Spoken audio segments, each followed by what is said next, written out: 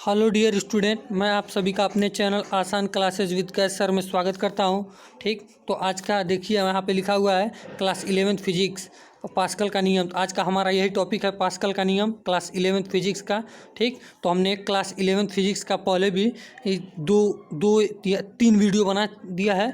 तो आप उसको देखने के लिए हमारे चैनल के प्लेलिस्ट में जाइए और प्लेलिस्ट में जा करके आप देखिएगा क्लास 11th फिजिक्स प्लेलिस्ट बना होगा, उसको आप ओपन करेंगे तो उसमें आपको हमारा वीडियो मिलेगा तीनों, जिसमें हमने एक वीडियो में पढ़ाया है आर्किमिडीज का सिद्धांत और एक द्रव का फैक्ट बताया है, और दूसरा वीडियो जो है दूसरे वीडियो में बर्नौली का प्रमेय फव्वारे वाला बताया है हमने।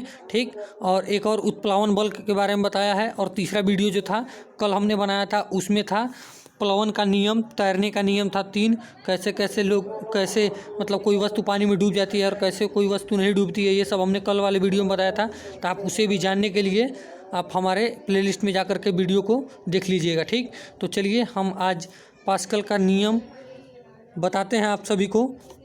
तो पास्कल ने द्रव के संबंध में एक नियम दिया था और उन्होंने बताया था कि अगर किसी पात्र में, यानी ये देखिए एक ये पात्र है, ये डब्बा है मान लीजिए, यहाँ से और ऊपर से कवर है पूरा, तो किसी पात्र में अगर द्रव भरा हुआ है और आप बाहर से बल लगाते हैं, मान लीजिए आपने 1 न्यूटन का बल लगाया, तो जितना बल आप यहाँ से लगा रहे हैं तो यहाँ पे ये बल लगाएंगे तो ये क्या होगा, ये जो पात्र है ये थोड़ा दबेगा।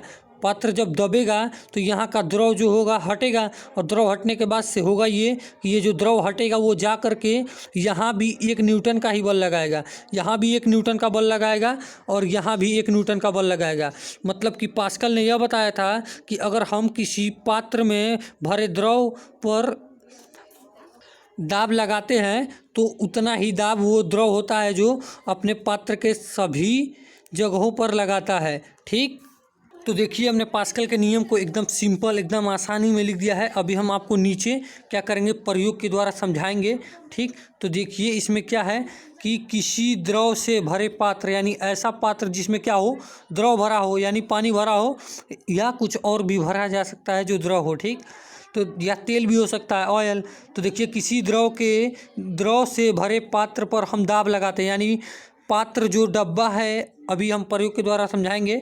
तो देखिए, तो वह द्रव पात्र के चारों तरफ के दीवारों पर उतना ही दाब लगाता है, यानी जितना दाब आप यहाँ पे लगाएंगे पात्र के दीवार पर उतना ही दाब वो क्या करेगा, द्रव भी लगाएगा। तो देखिए यहाँ पर हम प्रयोग के द्वारा आपको बताते हैं। तो देखिए ये रहा एक पात्र जिसमें ये क्या है, पूरा का पूरा द्रव भरा हुआ है। ठीक, पात्र में पूरा द्रव भरा हुआ है और यहाँ पे देखिए फोर्स यानी बल इधर से लगाया जा रहा है। तो यहाँ पे बल कितना लगाया जा रहा है, मान लीजिए आप 3 न्यूटन का बल लगाया जा रहा है। ठीक, 3 न्यूटन का बल लगाया जा रहा है। तो पास्कल का नियम यही था, पास्कल का नियम यह था कि आप पात्र के किसी भी तरफ एक दीवार पे कहीं भी जितना बल लगाएंगे उतना ही बल इसमें भरा हुआ द्रव क्या करेगा, पात्र के चारों तरफ दीवार पे लगाएगा।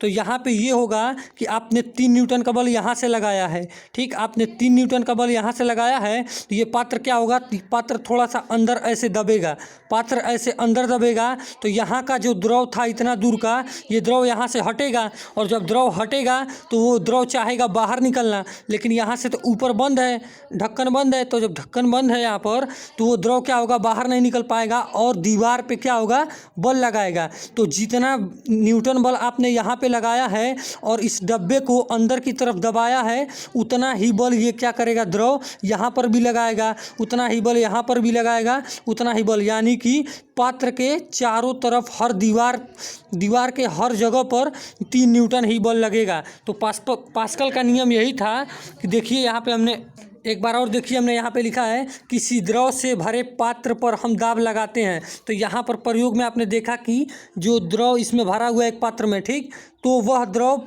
देखिए, तो वह द्रव पात्र के चारों तरफ के दीवारों पर उतना ही बल लगाता है।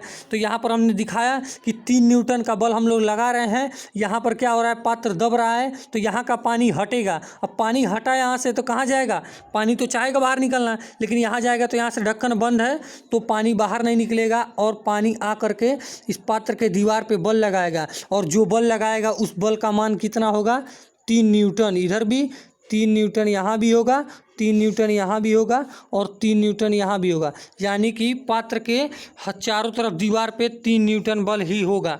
ठीक है, तो आज हमने आप सभी को पास्कल का नियम बताया और कल हम आपको तो अगले वीडियो में हम आप सभी को फोर्स के बारे में पूरा बताएंगे डिटेल में कि फोर्स क्या होता है और इसके कुछ प्रकार हैं, जैसे कि ससंजक बल, अणुओं के आधार पर असंजक बल होता है। और उसके बाद से ऐसे अगर फिजिक्स में सिर्फ फोर्स को पढ़ेंगे अकेले तो फोर्स का एक 2 प्रकार होता है, संतुलित बल और असंतुलित बल, तो उसको भी हम आपको बताएंगे।